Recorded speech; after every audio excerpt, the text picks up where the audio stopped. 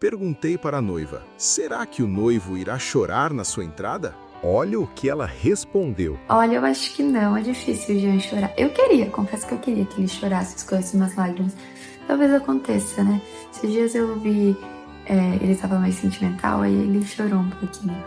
Aí eu queria um pingo de esperança de que ele chorasse na minha entrada, sabe? Não sei, não faço a menor ideia se ele vai chorar. Vai ser uma surpresa.